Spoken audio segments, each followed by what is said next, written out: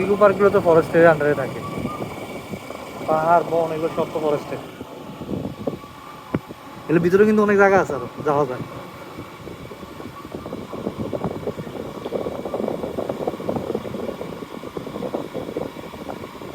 ওগুলো ভিতরে ভিতরে ঘর বাড়িও আছে।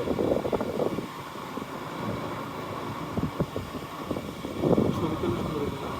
সেই ছবি একটা লাল পরি আইলে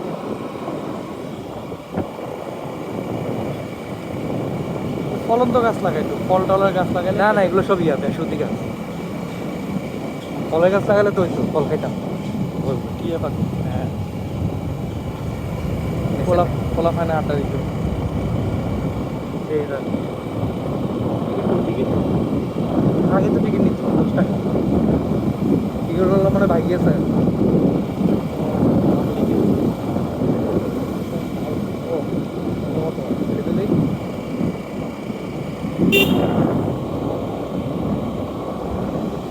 জোর জায়গা।